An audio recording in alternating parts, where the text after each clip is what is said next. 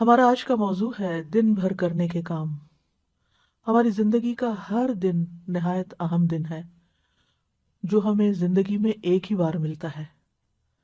جو دن گزر جاتا ہے وہ قیامت تک ہمیں واپس نہیں ملے گا، اس لیے ہمیں اپنے ہر دن کو سوچ سمجھ کر گزارنا چاہیے، اس سے بھرپور فائدہ اٹھانا چاہیے۔ ہر دن یادگار دن ہو، ہر دن ایسا دن ہو کہ جس کے بارے میں جب ہم قیامت کے دن اپنے اعمال نامے کو دیکھیں گے تو اس وقت ہم خوش ہو جائیں۔ ہماری زندگی ایک ایک دن سے مل کر بنتی ہے، دنوں سے مل کر ہفتے بنتے ہیں، ہفتوں سے مل کر مہینے، اور پھر سال، اور پھر سالوں پر محیط زندگی، جو کہ آخرت کے مقابلے میں بہت ہی تھوڑی ہے، بہت ہی چھوٹی ہے۔ اور دراصل یہ زندگی ہماری آخرت کی کھیتی ہے۔ یہاں ہم جو کچھ بوئیں گے، جو کچھ اگائیں گے، وہی کل کو پائیں گے۔ اس لیے بھی نہایت ضروری ہے کہ ہم اچھی اچھی چیزیں یہاں، اچھے اچھے اعمال ایسے کریں کہ کل جب ہم قیامت کے دن جائیں تو واقعی اپنی کھیتی کو دیکھ کر خوش ہو جائیں۔ سورۃ الحج میں اللہ تعالیٰ فرماتے ہیں، اور اس سے ایمان بھی بڑھتا ہے، اپنے دلوں کو ایمان سے سجائیں۔ وَلَٰكِنَّ اللَّهَ حَبَّبَ إِلَيْكُمُ الْإِيمَانَ وَزَيَّنَهُ فِي قُلُوبِكُمْ۔ اپنے آپ کو دیکھا کریں کہ کیا میرے دل میں ایمان کا حسن ہے، خوبصورتی ہے، اور ایمان میں اضافے میں جو چیزیں مددگار ہوتی ہیں وہ ہیں اللہ تعالیٰ کی اطاعت اور پسند کے کام کرنا، امانت کی حفاظت کرنا، سچ بولنا، ایمان کے مزین ہونے کی دعا کرنا، ایمان گھٹانے والے کاموں سے بچنا، چاہے وہ زبان کے گناہ ہوں یا ویسے گناہ ہوں، اور ایمان والے ساتھی تلاش کرنا، نیک صحبت۔ یعنی اب کووڈ کے دنوں میں آپ لوگوں سے ملنے کے لیے نہیں جا سکتے، لیکن آپ کال کر سکتے ہیں، آپ بات کر سکتے ہیں، لیکن ان لوگوں سے بات کرنے سے پرہیز کیجیے جو صرف غیبت سنانے والے ہوں، یا آپ کو صرف منفی باتیں کر کے آپ کو پریشان کرنے والے ہوں۔ ان کو کسی کام لگا دیجیے تاکہ وہ آپ، یعنی آپ کو نشانہ نہ بنائے، آپ کو ڈسٹ بن نہ بنائے کہ وہ صرف آپ اپنے مسائل ہر وقت آپ کے سر پہ ڈالتے رہیں اور آپ ان کی وجہ سے پریشان رہیں، چاہے وہ آپ کے رشتہ داروں میں سے ہوں، چاہے وہ آپ کی اولاد میں سے ہوں، چاہے آپ کے والدین میں سے ہوں، چاہے آپ کے بہن بھائیوں میں سے ہوں، کیونکہ یہی قریبی رشتے ہوتے ہیں جو بعض اوقات ہمارے لیے آزمائش بن جاتے ہیں، اور ان کی زندگی میں مسائل ہوتے ہیں، وہ جب بات کرتے ہیں وہ کسی نہ کسی کی شکایت کرتے ہیں، کسی نہ کسی کی غیبت کرتے ہیں، کوئی شوہر کی کر رہا ہے، اور کوئی بچوں کی کر رہا ہے، اور کوئی بہن بھائیوں کی کر رہا ہے، اور کوئی کسی رشتہ دار کی، کوئی نیبر کی۔ تو اس چیز سے آپ نے پوری طرح بچنا ہے۔ آپ ان کو کسی ایسے کام لگا سکتے ہیں، علم سیکھنے سکھانے کے کام میں، کسی ویلفیئر کے کام میں، کسی کی خدمت کے کام میں، کہ جس سے ان کی زندگی میں خوشی آئے اور دھیان بٹے، اور وہ ہر وقت آپ کو اس قسم کی باتیں نہ کریں۔ اور اگر وہ نہیں باز آتے تو ان کو آپ اچھی طریقے سے سمجھا بھی سکتے ہیں کہ یہ کام آپ کے اور میرے دونوں کے ایمان کے لیے بھی درست نہیں، اور ہماری آخرت کے لیے بھی درست نہیں۔ ایک دفعہ شاید ان کو یہ بات کڑوی لگے، لیکن یہ ہے کہ آئندہ کے لیے وہ سنبھل جائیں گے۔ پھر اسی طرح یہ ہے کہ قلبی طہارت کے ساتھ ساتھ اپنی جسمانی طہارت کا بھی روزانہ اہتمام کریں۔ اپنے جسم، ناخن، بدن، ان تمام چیزوں کے بارے میں فکر مند رہیں۔ ابو ہریرہ کہتے ہیں 5 چیزیں فطری ہیں: ختنہ کرنا، زیر ناف بال صاف کرنا، بغل کے بال اکھاڑنا، ناخن تراشنا، مونچھیں کتروانا۔ اور خواتین اپنے اعتبار سے جو بھی صفائی کے طور طریقے ہیں جو انہوں نے اختیار کرنے ہیں، ان کا بھی دن مقرر کر لیں۔ مثلاً اگر آپ نے ہر فرائیڈے مقرر کر رکھا ہے یا ہر سنڈے مقرر کر رکھا ہے، اگر آپ اپنی پرسنل ہائیجین کے لیے ٹائم فکس کر لیں گے تو انشاءاللہ آپ کو مشکل نہیں ہوگی۔ لیکن باقی ڈیلی نمازوں میں وضو کرتے ہوئے اچھی طرح اپنے آپ کو صاف کریں، ساتھ مسواک کریں۔ رسول اللہ صلی اللہ علیہ وسلم جب دن یا رات میں جب بھی سو کے اٹھتے تو وضو سے پہلے مسواک کیا کرتے تھے۔ آپ فرماتے ہیں اگر مجھے یہ ڈر نہ ہوتا کہ میں مومنوں پر مشقت ڈال دوں گا تو میں انہیں ہر نماز کے وقت مسواک کا حکم دیتا۔ تو آپ اپنے وضو کی جگہ پر مسواک رکھ دیجئے۔ اگر مسواک کرنا آپ کو مشکل لگتا ہے ہر وقت، تو ایک دفعہ دن میں کم از کم پراپر مسواک کریں، اور باقی اوقات میں ٹوتھ برش کے ساتھ بھی آپ اپنے دانتوں کو ہلکا پھلکا پھیر کے یہ کام کر سکتے ہیں۔ حضرت سمرہ سے مرفوعاً روایت ہے، یعنی رسول اللہ صلی اللہ علیہ وسلم نے فرمایا اپنے منہ کو مسواک کے ساتھ پاک رکھو کیونکہ یہ قرآن کا راستہ ہے۔ تو اپنے منہ کی صفائی اور اپنی زبان کی صفائی اور اپنے گلے کی صفائی، ان چیزوں کا بھی خاص خیال رکھیں۔ اور پھر وضو کے بعد دعا پڑھنا نہ بھولیں۔ یہ اپنے ڈیلی کے کاموں میں اگر آپ کو یاد نہیں رہتا تو کہیں لکھ کے لگا لیں۔ رسول اللہ صلی اللہ علیہ وسلم نے فرمایا جو وضو کرے اور اچھی طرح وضو کرے، پھر یوں کہے اشہد ان لا الہ الا اللہ وحدہ لا شریک لہ واشہد ان محمدا عبدہ ورسولہ اللہم اجعلنی من التوابین واجعلنی من المتطہرین، اس کے لیے جنت کے 8 دروازے کھول دیے جائیں گے، وہ ان میں سے جس میں سے چاہے داخل ہو جائے۔ سبحان اللہ، کتنی مختصر سی دعا ہے لیکن کتنا بڑا اجر ہے، اس لیے اس کو نہ بھولیں۔ پھر اسی طرح یہ ہے کہ وضو کے بعد اگر آپ آذان سن رہے ہیں تو آذان کا جواب دینا نہ بھولیں۔ رسول اللہ صلی اللہ علیہ وسلم نے فرمایا جو شخص آذان سن کر یہ کہے یعنی اللہم رب ھذہ الدعوۃ التامہ والصلاۃ القائمہ آت محمدا الوسیلۃ والفضیلہ وابعثہ مقاما محمودا الذی وعدتہ، تو یہ قیامت کے دن نبی صلی اللہ علیہ وسلم کی اس کے لیے شفاعت جائز ہو جائے گی، لازم ہو جائے گی۔ حلت لہ شفاعتی یوم القیامہ، یعنی جو آذان کے بعد کی دعا پڑھے گا نبی صلی اللہ علیہ وسلم کی شفاعت پائے گا۔ اور اسی طرح وہ دعا کی قبولیت کا وقت ہوتا ہے، اس وقت کے لیے دعا سوچ رکھے کہ میں نے کیا دعا مانگنی۔ ایک نماز سے دوسری نماز کے بیچ میں جو چیز آپ کو بودر کرے، پریشان کرے، نیکسٹ آذان سے پہلے سوچ رکھے کہ میں نے آذان کے بعد بھی یہ دعا خاص مانگنی، لیکن اس کے بیچ میں بھی آپ مانگ سکتے ہیں، اس منع نہیں ہے۔ پھر اسی طرح یہ ہے کہ اپنی جسمانی صحت کا خیال رکھنے کے لیے صرف کھانا پینا ہی کافی نہیں ہے، بلکہ ورزش بھی ضروری ہے۔ آپ بریدنگ ایکسرسائز کریں، آپ اسٹریچز کریں، آپ واک کریں، اور اس میں 7 اذکار شامل کر لیں، یعنی اس ٹائم پر انسان اپنے اذکار مقرر کر لیں، جیسے تسبیحات ہیں، درود شریف ہے، استغفار ہے۔ واک کرتے وقت یہ سب پڑھنا بہت آسان بھی ہوتا ہے، اور واک بھی بورنگ نہیں ہوتی، وہ آسان ہو جاتی ہے۔ اور پھر اگر ایک وقت میں آپ کو زیادہ ٹائم نہیں ملتا واک کرنے کا، 2 منٹ کر لیجئے، 5 منٹ کر لیجئے، ایک تسبیح کی دیر میں کر لیجئے، دن میں کئی دفعہ 5 منٹ بھی اگر آپ کریں گے تو انشاءاللہ اس سے آپ کا جسم مضبوط رہے گا۔ اور پھر یہ کہ جسمانی مضبوطی کے ساتھ ساتھ اپنی جذباتی صحت کا بھی ضرور خیال رکھیں، اور جذباتی صحت کے لیے ضروری ہے کہ اللہ پر توکل ہو، اللہ سے محبت ہو، اللہ سبحانہ وتعالیٰ کے ساتھ ایک تعلق ہو، دل ہی دل میں اللہ کو پکاریں، اس کو یاد کریں، اور اس سے محبت پر خوش ہو جائیں۔ یعنی محبت جو ہے وہ انسان کو خوشی بخشتی ہے، تو جس شخص کی زندگی میں رب کی محبت آ جائے اس سے زیادہ خوش قسمت کوئی نہیں، اور اسی کو اپنا وکیل سمجھیں، اسی پر بھروسہ کریں، اسی سے دعائیں مانگیں، اسی سے لو لگائیں، اسی سے اپنے سارے شکوے شکایتیں کریں، اسی کو اپنے ساری مشکلات بتائیں اور اسی سے حل مانگیں۔ رب المشرق والمغرب لا الہ الا ہو فاتخذہ وکیلا، یہ سورۃ المزمل کی آیت ہے۔ شروع میں نبی صلی اللہ علیہ وسلم نے جب تبلیغ کا کام شروع کیا تو کیسی مشکلات پیش آئیں، لیکن آپ کو کیا بتایا گیا کہ اللہ رب العزت ہی کو اپنا وکیل بنائیں، اسی کو کارساز سمجھیں، اور اگر کہیں خوف خطرہ محسوس ہو تو اپنے آپ کو اپنے رب کی پناہ میں دیں۔ سورۃ غافر میں آتا ہے وقال موسیٰ انی عذت بربی وربکم انی عذت بربی وربکم من کل متکبر لا یؤمن بیوم الحساب۔ موسیٰ علیہ السلام کو جب فرعونیوں کا خوف ہوا تو انہوں نے کہا بے شک میں نے اپنے رب اور تمہارے رب کی پناہ لے لی، ہر اس متکبر سے جو یوم حساب پر ایمان نہیں رکھتا۔ تو جو چیز آپ کو کسی انسان کی طرف سے کوئی خوف محسوس ہو، کہیں پریشانی محسوس ہو، تو فوراً اس آیت کو پڑھ کر بلند آواز میں اپنے آپ کو تسلی دیں۔ حقیقت یہ ہے کہ قرآن مجید کے ساتھ اگر آپ کا تعلق مضبوط ہو تو آپ کو روزانہ کے مسائل کا حل اس میں ملتا ہی چلا جائے گا، اور حالات جس طرح کے بھی ہوں اللہ کی رحمت سے پر امید رہیں۔ اور اللہ کی رحمت کس کے قریب ہوتی ہے؟ محسنین کے۔ ان رحمت اللہ قریب من المحسنین۔ چاہے آپ طوفانوں کی زد میں ہو پھر بھی اللہ کی طرف رجوع کریں۔ موسیٰ علیہ السلام کی قوم آگے سمندر تھا اور پیچھے فرعون تھا، پریشان ہو گئی، تو موسیٰ علیہ السلام نے کہا قال کلا ان معی ربی سیہدینی، ہرگز نہیں، پریشانی کی بات ہی نہیں، بے شک میرے ساتھ میرا رب ہے، وہ ضرور مجھے راستہ بتائے گا۔ اسی طرح کام کاج کے دوران غور و فکر جاری رکھیں، ذکر جاری رکھیں، اللہ سے دل دل میں باتیں کرتے رہیں، دعائیں کرتے رہیں۔ عقل مند لوگ قرآن مجید میں ان کو بتایا گیا الذین یذکرون اللہ قیاما وقعودا وعلی جنوبہم ویتفکرون فی خلق السماوات والارض ربنا ما خلقت ھذا باطلا سبحانک فقنا عذاب النار۔ کون ہے عقل مند لوگ؟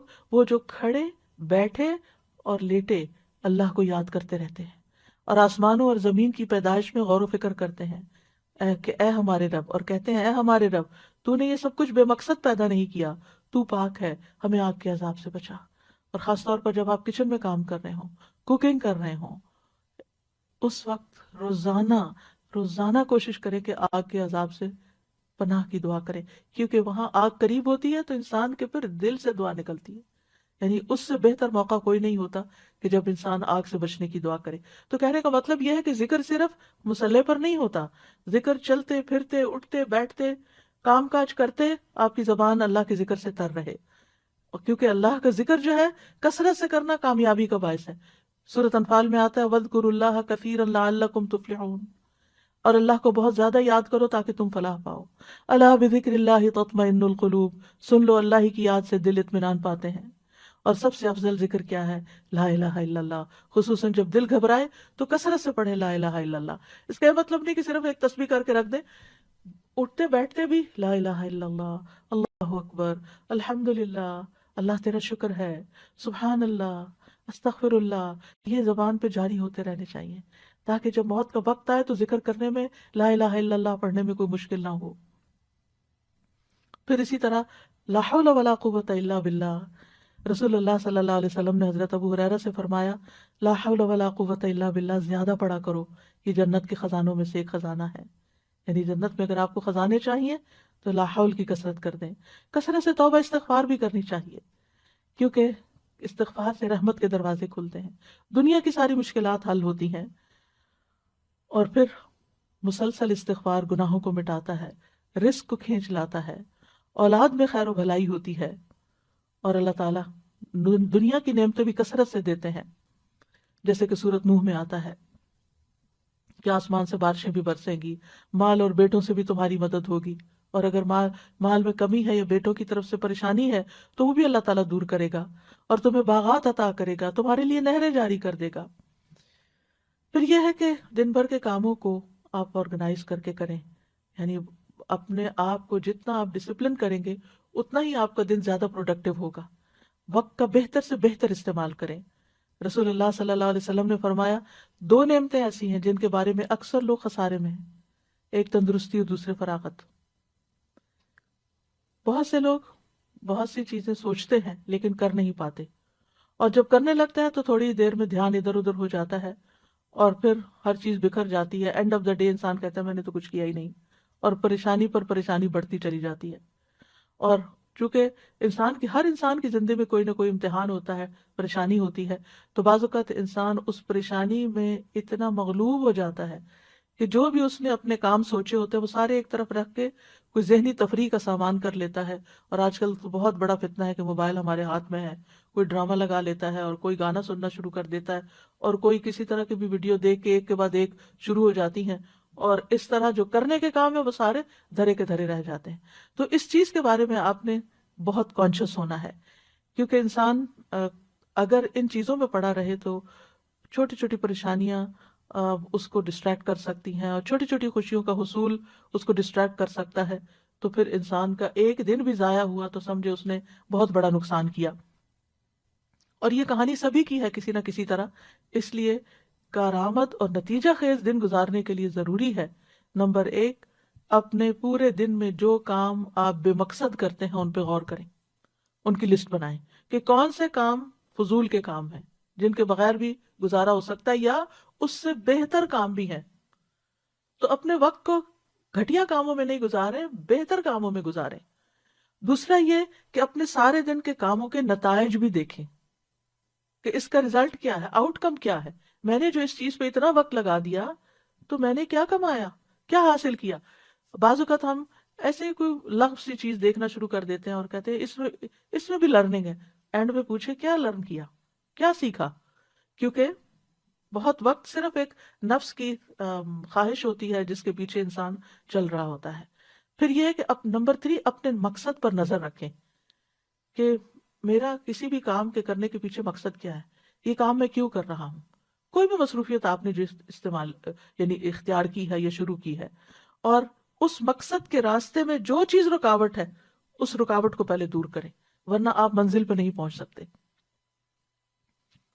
پھر اسی طرح یہ کہ اہم اور ضروری، چوتھی چیز یہ کہ اپنے اہم اور ضروری کاموں کو متعین کریں یہ چیزیں میری زندگی میں بہت امپورٹنٹ ہیں جنہیں میں نے کرنا ہے، اور ان کو لکھ لیں باقاعدہ. یعنی اہم ترین کاموں کو، یعنی اپنی پرائرٹی لسٹ بنائیں، اہم ترین کاموں کو لکھ لیں. جو آپ کا ٹارگٹ ہے، جو گول آپ حاصل کرنا چاہتے ہیں، اس کے لیے کیا چیز مددگار ہوگی اس کو بھی ساتھ لکھ لیں.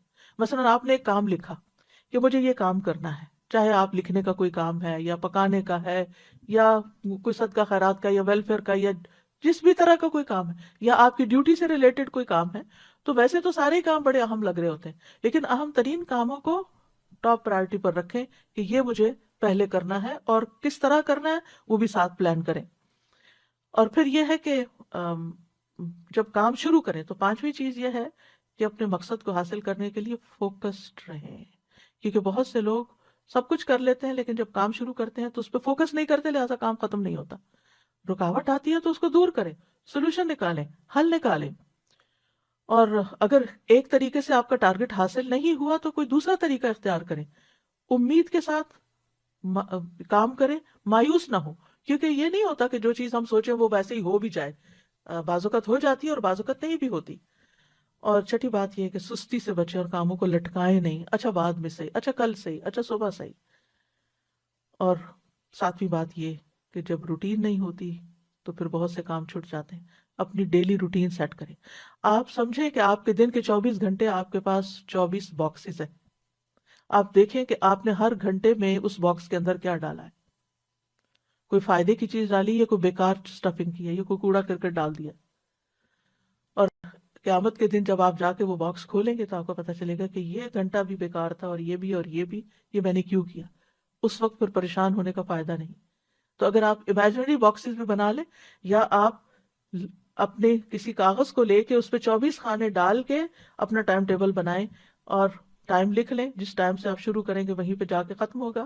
آپ شیٹ کے اوپر سارے خانے، جو نیند کا ٹائم ہے اس کو آپ الگ کر لیں، اور باقی جو بیداری کے ٹائم ہے ان کو آپ لکیر لگا کے ہر گھنٹے کا کام لکھیں کہ اس گھنٹے میں مجھے کیا کرنا ہے. اگر آپ وہ لکھ لیں گے تو پھر کوشش کریں کہ اس گھنٹے میں وہی کام کریں، کوئی اور نہ کریں، الا یہ کہ کوئی بہت بڑی ایمرجنسی ہو تو پھر اس کام کو کسی اور کام کے ساتھ آپ ملا سکتے ہیں. تو جب تک آپ کی ڈیلی روٹین نہیں ہوگی، گھڑی کے ساتھ آپ نہیں چلیں گے تو آپ کا ڈے پروڈکٹیو نہیں ہوگا. بہت ضروری ہے کہ ہر چیز کے لیے وقت نکالا جائے، اپنی جسمانی ضروریات کے لیے بھی، روحانی ضروریات کے لیے بھی، ذہنی ضروریات کے لیے بھی، جذباتی ضروریات کے لیے بھی، دین کے کاموں کے لیے بھی.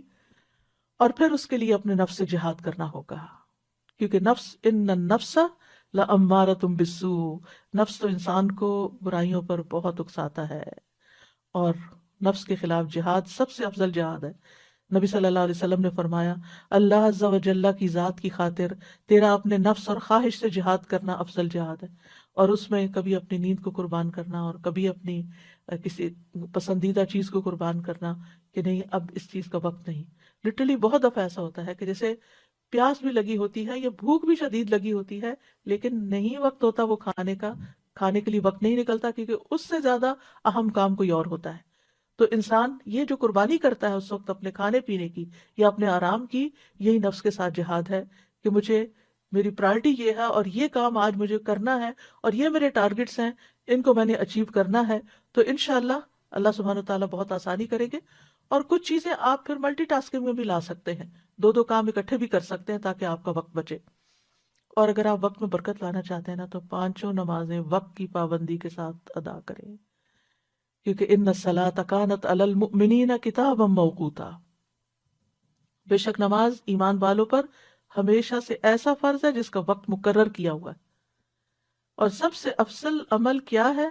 نماز کو اس کے اول وقت پر ادا کرنا. نمازوں کے وقت کو ضائع کرنے والے کے لیے ہلاکت ہے. فویل للمصلین الذین هم عن صلاتهم ساہون. یہ کون لوگ ہیں؟ یہ وہ لوگ ہیں جو اپنے وقت کو ٹال کے نماز پڑھتے ہیں لیکن تاخیر سے پڑھتے ہیں، غیر ضروری کاموں میں زیادہ وقت لگا دیتے ہیں، نماز کی تاخیر کر دیتے ہیں اور پھر اس میں جلدی جلدی نماز پڑھ کے اٹھ جاتے ہیں. ایسی نماز کو منافق کی نماز کہا گیا. مصعب بن سعد سے روایت، انہوں نے کہا میں نے اپنے والد سے کہا، اے ابا جان، آپ نے دیکھا اللہ تبارک و تعالیٰ کا یہ فرمان الذین هم عن صلاتهم ساہون، تو ہم میں سے کون ہے جو نماز میں نہیں بھولتا؟ جس کے دل میں خیال نہیں آتے. انہوں نے کہا اس کا یہ مطلب نہیں، اس آیت سے مراد وقت کا ضائع کرنا ہے کہ انسان فضول کاموں میں لگا رہے یہاں تک کہ وقت ضائع کر دے، یعنی نماز کا اصل وقت چلا جائے. اس لیے نماز اپنے وقت پر، ایسا نہ ہو کہ فجر کی نماز قضا ہو جائے، اور ایسا نہ ہو کہ سوئے رہیں. کیونکہ نبی صلی اللہ علیہ وسلم نے اپنا ایک خواب بیان کرتے ہوئے فرمایا، آپ نے خواب میں دیکھا کہ ایک شخص تھا جس کا سر پتھر سے کچلا جا رہا تھا. وہ قرآن کا حافظ تھا مگر وہ اس سے غافل ہو گیا اور فرض نماز پڑھے بغیر سو جاتا تھا.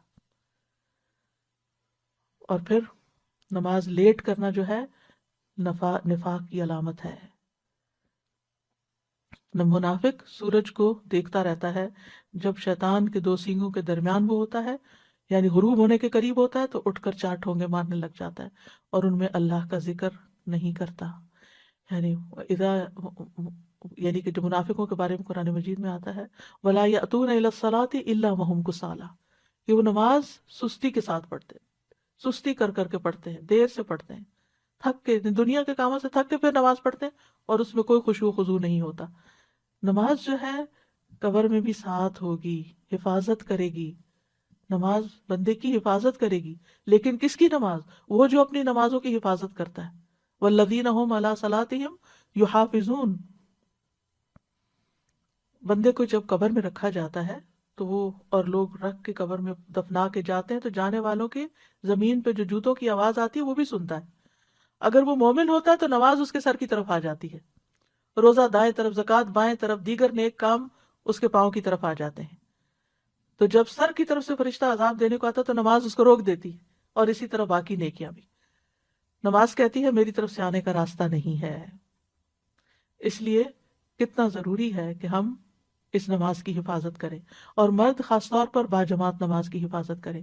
اگر گھر میں 2 مرد بھی ہیں اور مسجد بہت دور ہے کہ ہر وقت نہیں جا سکتے تو اکیلے اکیلے نماز پڑھنے کی بجائے جماعت سے پڑھیں. اور اگر گھر کی خواتین بھی ساتھ شامل ہونا چاہیں تو موسٹ ویلکم. اور اگر مسجد بھیج سکتے ہیں اور بچے چھوٹے ہیں، یعنی آپ خود تو نہیں جا سکتی لیکن ان کو مسجد لے جا بھی سکتی ہیں اگر آپ کے ہسبینڈ مصروف ہیں یا وہ اویلیبل نہیں ہے، تاکہ بچے مسجد کی عادت ڈالیں. اور پھر نماز کے وقت سے ذرا پہلے جائیں تاکہ نماز کی سنتیں ادا ہوں. جو شخص دن میں 12 رکعتیں ادا کرے اس کے لیے جنت میں گھر بنا دیا جاتا ہے. 2 فجر سے پہلے، 4 ظہر سے پہلے، 2 ظہر کے بعد، 2 مغرب کے بعد اور 2 عشاء کے بعد. یہ 12 رکعتیں بنتی ہیں.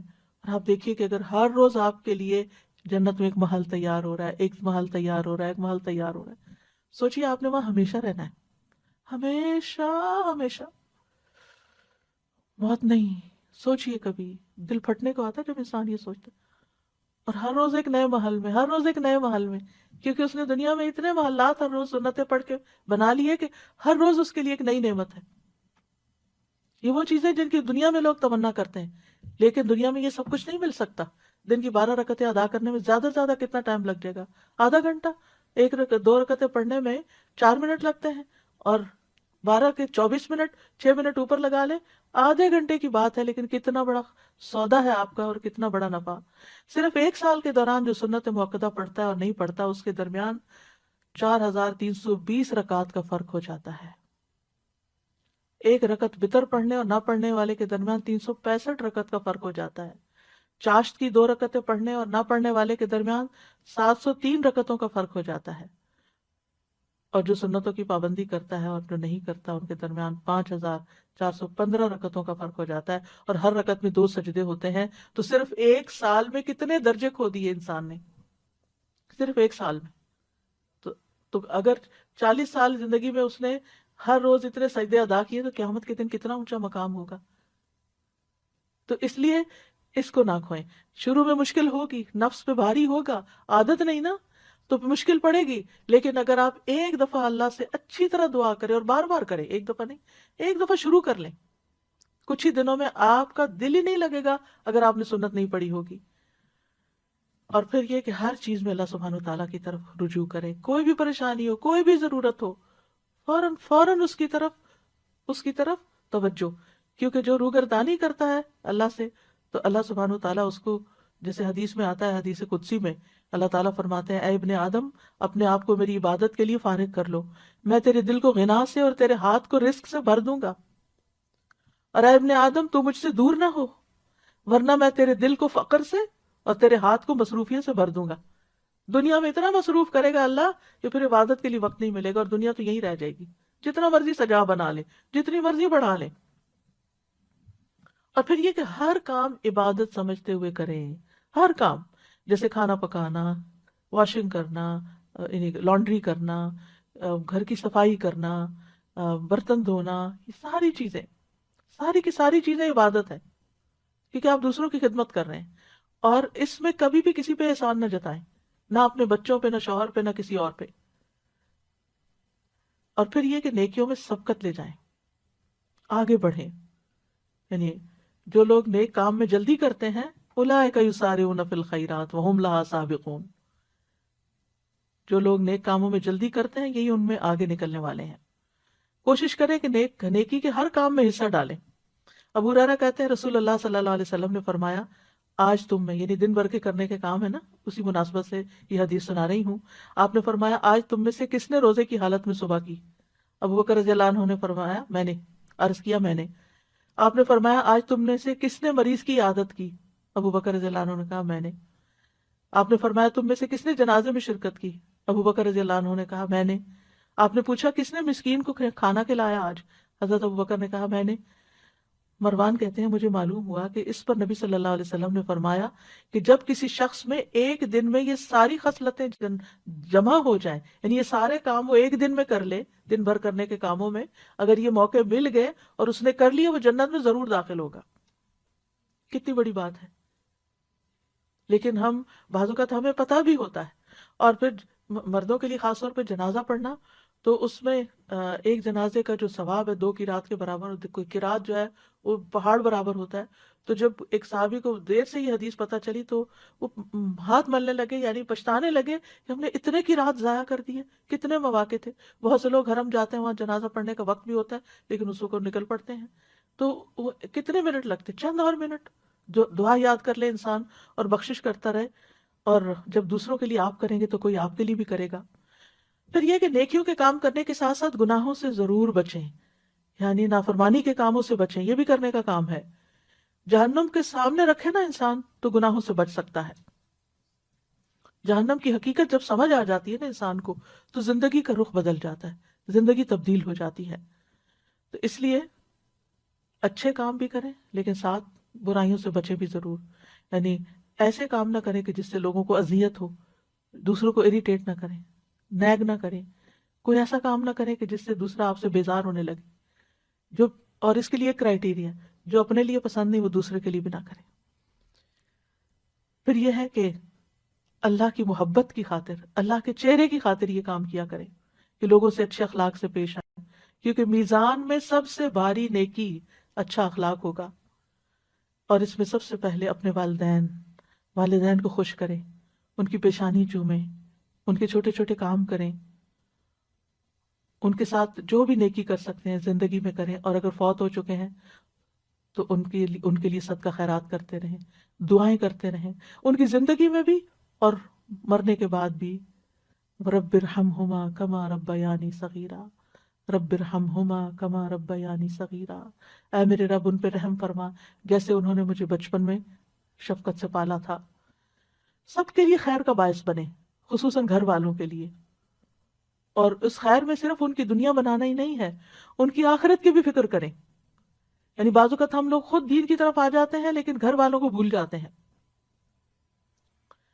پھر اسی طرح یہ ہے کہ کسی کے سوال سے تنگ نہ ہو، چاہے بچے ہی کوئی چیز مانگ رہے ہیں یا ویسے کوئی سوال پوچھ رہے ہیں، آپ سے پوچھے جا رہے ہیں تو پریشان نہ ہو، یا کوئی اور آپ سے مسئلہ پوچھ لیتا ہے تو ڈانٹے نہیں، وَأَمَّا السَّائِلَ فَلَا تَنْهَرْ، کیونکہ بعض اوقات یہ ہوتا ہے جو والدین بزرگ گھر میں ہو وہ ایک ہی بات بار بار پوچھتے ہیں، یا آپ کے ہسبینڈ ایک ہی چیز روز پوچھنے شروع ہو جاتے ہیں، تو اس پر آپ کو غصہ آ جاتا ہے کہ کل بھی بتایا تھا پھر آج وہی بات پوچھ رہے ہیں اب تو۔ اس لیے بہتر یہ ہے کہ اس وقت اپنے آپ کو کنٹرول کر لیں، اور یا جواباً سوال کر دیں کہ آپ کا کیا خیال ہے، آپ ذرا سوچیں، ذہن پہ زور ڈالیں، کیونکہ بعض اوقات وہ صرف بات بڑھانے کے لیے آپ سے وہی بات پوچھ لیتے ہیں جو پہلے بھی پوچھی ہوتی ہے، تو سوال سے تنگ نہیں ہونا. بچہ کچھ مانگ رہا ہے تو تنگ نہیں ہونا, شٹ اپ کال نہیں دینی کہ چپ ہو جاؤ تو میرا سر کھا گئے ہو, میں فارغ ہو کے دوں گی. نہیں, اپنا کام روک دیں, جا کے اس کی ضرورت پوری کر دیں اور پھر آگے بڑھیں. جہاں بھی بیٹھیں, جہاں بھی کھانے کی ٹیبل پہ بھی بیٹھیں, خیر پھیلانے والے ہوں, مبارک بن جائیں. کن مبارکن اینما کنتا, جہاں بھی ہو مبارک بنے. اور وہ کیسے؟ ابن قیم کہتے ہیں آدمی کی برکت یہ ہے کہ جہاں بھی مقیم ہو خیر کی تعلیم دے, اچھی بات زبان سے نکالے, اچھی بات کریں. اسی لیے نبی صلی اللہ علیہ وسلم کھانے میں نقص نہیں نکالتے تھے کہ وہ یعنی کہ ہو سکتا ہے آپ کو پسند نہ ہو لیکن دوسرے کو بھی آپ بدمزہ کر رہے ہیں کھانے کی شکایت کر کر کے. اور بچوں کی تربیت کے لیے کھانا کھانے کا وقت بہترین وقت ہے جب آپ ان کے ساتھ بیٹھ کر آپ ان کو کوئی اچھی بات بتا سکتے, لیکن اللہ کی خاطر اس وقت ان کی کھچائی نہ شروع کر دیں کہ دن بھر کے بعد اب ہاتھ آئے ہیں.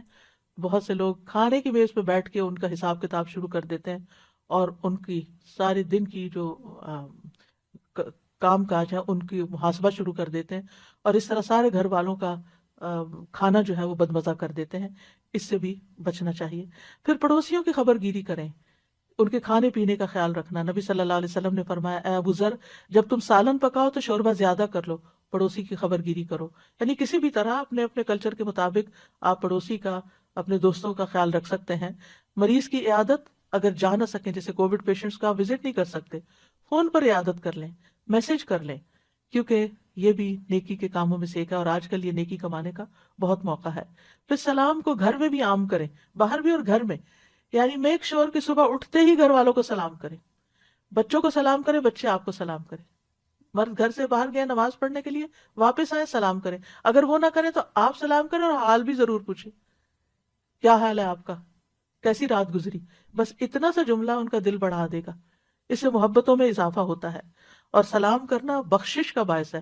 رسول اللہ صلی اللہ علیہ وسلم نے فرمایا, بے شک بخشش کو لازم کرنے والے امور سلام کو عام کرنا اور اچھی طرح گفتگو کرنا ہے. یعنی آپ سلام کر رہے ہیں, سلامتی کی دعا دے رہے ہیں, گھر والے سلامت ہوں گے تو آپ کے بھی دل سکون میں ہوگا, اور ساتھ آپ کی اپنی بخشش ہو رہی ہے. کر سلام رہے ہیں اور آپ کے گناہ معاف ہو رہے ہیں. آتے جاتے چلتے پھرتے گھر میں سلام کرتے رہیں. بچوں کو بھی خود سلام کریں کہ ان کو عادت ہو جائے. پھر گھر والوں کے کاموں میں ان کی مدد بھی کریں, اور یہ عورتوں مردوں دونوں کے لیے ہے, بڑوں کے لیے چھوٹوں کے لیے. حضرت عائشہ سے اسود نے پوچھا کہ نبی صلی اللہ علیہ وسلم اپنے گھر میں کیا کرتے تھے. انہوں نے کہا کہ نبی صلی اللہ علیہ وسلم اپنے گھر کا کام کاج کیا کرتے تھے اور ان کی خدمت کرتے تھے. جب نماز کا وقت ہوتا تو کام چھوڑ کر نماز کے لیے چلے جاتے. ایک اور روایت میں ہے, کسی نے پوچھا کہ آپ گھر میں کیا کرتے تھے, کہا کہ وہ بھی انسانوں کی طرح انسان تھے.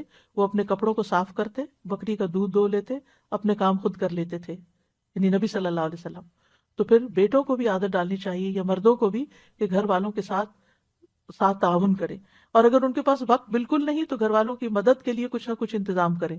نبی صلی اللہ علیہ وسلم نے فرمایا, تم میں سے بہتر وہ ہے جو اپنے گھر والوں کے لیے بہتر ہو, اور تم سب کی نسبت میں اپنے گھر والوں کے لیے بہتر ہوں. اور اسی طرح گھر والوں پر خوش دلی سے خرچ کرنا چاہیے, خصوصاً مردوں کو جن کے اوپر نان نفقہ فرض ہے, سنت نفل نہیں ہے, فرض ہے.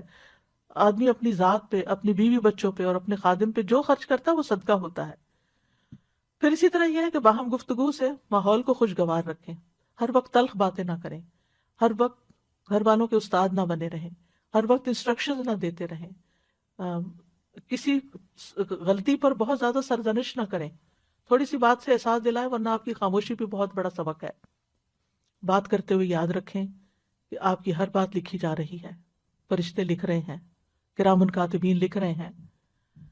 اور اگر آپ اپنی زبان کی حفاظت کریں گے تو نبی صلی اللہ علیہ وسلم نے اس کو خوشخبری دی ہے. فرمایا, خوشخبری ہے اس کے لیے جس نے اپنی زبان پہ قابو پا لیا. قیل و قال چھوڑ دے, یعنی اس نے کہا, اس کی بات, اس کی بات. آج کل چونکہ کووڈ پھیلا ہوا ہے تو گھر میں بعض اوقات کوئی ویکسین کے خلاف بات شروع کر دیتا ہے, کوئی کسی بیماری کے بارے میں, تو اس پر اچھے سے توجہ دلانی چاہیے کہ یہ لوگوں کی باتیں ہیں, اس پر صحیح علم حاصل کرنے کی ضرورت ہے. اور پھر لایانی گفتگو سے بچیں. اچھا اور سنائیں کیا حال ہے, پھر تھوڑی دیر کے بعد اچھا اور سنائیں کیا حال ہے. یہ جملہ بول بول کے لوگوں سے بیکار کی باتیں نہ کروائیں. رسول اللہ صلی اللہ علیہ وسلم نے فرمایا, انسان کے اسلام کی خوبی یہ ہے کہ وہ بے فائدہ چیزوں کو چھوڑ دے. اور بعض اوقات وہ بے فائدہ چیزیں اذیت والی بھی بن جاتی ہیں دوسرے کے لیے. بعض اوقات ہم دوسرے کی بات کاٹ دیتے ہیں تو اس سے دوسروں کو تکلیف پہنچتی ہے. پھر یہ کہ ان چھوٹے چھوٹے گناہوں کے ازالے کے لیے کثرت سے صدقہ کریں. قرآن مجید میں آتا ہے کہ مرتے وقت یا مرنے کے بعد میت کیا چاہے گی؟ رب لولا اخرتنی الی اجل قریب فاصدق، اے میرے رب تو نے مجھے قریبی مہلت کیوں نہ دی کہ میں صدقہ کرتا. اہل علم کہتے ہیں میت صدقے کا اس لیے کہتی ہے کیونکہ موت کے بعد وہ صدقہ کا بہت بڑا فائدہ دیکھتی ہے کہ صدقہ کرتا تو میرے لیے آج کتنی خوشیاں ہوتی ہیں. لہٰذا کثرت سے صدقہ کریں. اور خواتین کو تو خصوصاً نبی صلی اللہ علیہ وسلم نے صدقے کی تلقین کی، اور اس کے لیے کوئی ضروری نہیں ہوتا کہ آپ ہر روز کو مال کا بہت بڑا پورشن صدقہ کریں. تھوڑا تھوڑا بھی کرنا، پھر کبھی کوئی کھانے کی چیز کرنا، کبھی اگر کوئی لینے والا نہیں بھی ہے تو آپ کوائن باکس رکھے گھر میں، ایسی جگہ پر اپنے روز کا صدقہ ڈالتے رہیں، اور پھر اکٹھا بھی آپ مسجد جائیں یا کہیں جائیں تو وہاں جمع کرا سکتے ہیں. پھر خاص طور پر فقراء اور مساکین جو آپ کے اپنے خاندان میں ہیں یا آپ کے جان پہچان کے لوگوں میں ہیں، ان کے بارے میں فکر مند ہو اور اکٹھا کر کے ان کو بھی آپ بھیج سکتے ہیں. رسول اللہ صلی اللہ علیہ وسلم نے فرمایا مسلمان کا وہ مال کتنا عمدہ ہے جس میں سے کسی مسکین، یتیم اور مسافر کو دیا جائے. اور اسی طرح زائد ضرورت چیزیں جو ہیں گھر میں ان کو بھی نکالتے رہیں، ضرورت مندوں تک پہنچاتے رہیں، اور اس طرح دوسروں کے دل خوش کرتے رہیں. نبی صلی اللہ علیہ وسلم نے فرمایا مومن کو خوش کرنا، اس کا قرض ادا کرنا، اس کی ضرورت پوری کرنا، اس سے کسی مصیبت کو دور کرنا افضل اعمال میں سے ہے. یعنی کسی کا دل آپ خوش کر دیں گے تو آپ نے بہترین کام کیا. پھر اسی طرح بات بات پہ غصے سے بچیں، ناراض ہونے سے بچیں، ایٹیٹیوڈ دکھانے سے بچیں، قطع رحمی سے بچیں، چھوٹی چھوٹی باتوں پر بہت بڑا ری ایکشن ظاہر نہ کریں، دوسروں کو معاف کرنے والے بنیں. فاصفح الصفح الجمیل، صبر جمیل کے ساتھ ہی الصفح الجمیل آتا ہے. قرآن مجید میں آتا ہے ایمان والو تمہاری بیویوں اور بچوں میں سے، ازواج کا لفظ آتا ہے بیوی شوہر دونوں کے لیے ہو سکتا ہے، بعض تمہارے دشمن ہیں سو ان سے ہوشیار رہو، اور اگر تم معاف کر دو اور درگزر کرو تو بے شک اللہ بھی بے حد بخشنے والا نہایت رحم والا ہے. لہذا بہت ضروری ہے کہ ہم گھر والوں کی غلطیاں معاف کر کے دل صاف کرتے رہیں. فرمایا تمہارے مال اور تمہاری اولاد تو محض ایک آزمائش ہے، اور جو اللہ کے پاس ہے وہ بہت بڑے اجر والا ہے. واللہ عندہ اجر عظیم، اور اللہ کے پاس بہت بڑا اجر ہے. کسی پر ظلم کرنے سے بچیں، مظلوم کی آہ سے بچیں. مظلوم کی بد دعا عرش تک جاتی ہے، چاہے وہ آپ کا بچہ ہی کیوں نہ ہو. دل کی سختی سے بچیں، کیونکہ محروم ہے وہ شخص جس کی نماز میں خشوع نہیں اور وہ روتا نہیں. کوشش کریں دن کی کسی نہ کسی نماز میں آپ کو رونا ضرور آئے. پھر اسی طرح برے خیالات اور بدگمانیوں سے بچیں، خود بھی سکون میں رہیں گے، دوسروں کے لیے بھی سکون کا باعث ہوں گے. بدگمانیوں کو دل میں جڑ نہ پکڑنے دیں. اسی طرح آپ غیبت سے بچ سکیں گے اور بہتان تراشی سے بچ سکیں گے. مشکل آ جائے تو صبر اور نماز سے مدد مانگیں. انبیاء کا طریقہ یہ تھا کہ جب کوئی پریشانی آتی فوراً نماز کی طرف لپکتے تھے. پریشانی اور غم میں لا الہ الا اللہ پڑھے، یہ عرش تک جانے والا کلمہ ہے. دعاؤں کو لازم کر لیں، اٹھتے بیٹھتے دل میں چھوٹی سی کوئی مشکل آ گئی نا فوراً دیر اینڈ دین دعا کریں، اور تنگی کے بعد آسانی کا انتظار کریں. ان مع العسر یسرا فان مع العسر یسرا، کیونکہ صبر کے مدد جو ہے صبر کے ساتھ آتی ہے، تنگی کے ساتھ ہی کشادگی ہے، اور سختی کے ساتھ آسانی بھی ہے. اور پھر اس طرح دن میں ان چیزوں پر عمل کرتے ہوئے جب رات ہو تو آپ کا آخری کام اللہ کا ذکر ہو. سونے کے مسنون اذکار جو ہیں، یعنی سوتے وقت کے مسنون اذکار، ان کو پڑھنا نہ بھولیں. سورۃ ملک پڑھیں. سورۃ ملک عذاب قبر سے بچانے والی ہے. ہمیں نہیں پتا ہماری یہ رات آخری رات ہو، اور پھر انسان اپنے آپ کو اللہ کی حفاظت میں دے کر سوئے. اگر باوضو سو سکیں تو بہت اچھا ہے، کیونکہ جب بھی آپ کی آنکھ کھلے گی اور آپ سائڈ بھی بدلیں گے تو فرشتہ آپ کے لیے دعا کرتا رہے گا، جو اس کام پر مقرر ہو جائے گا آپ کے لیے کہ آپ کے لیے بخشش کی دعا کرے. تو ایک مومن کا دن پروڈکٹیو دن ہوتا ہے. میں نے باقی روزمرہ کی روٹین سے متعلق باتیں اس لیے نہیں کی کہ ہر ایک کے اپنے دنیا کے کام جو ہیں الگ الگ ہیں، لیکن جب آپ اپنے کاموں کا اور عبادات کا وقت مقرر کریں گے اور نیکی کے یہ کام کریں گے تو انشاءاللہ خیر ہی خیر ہوگی.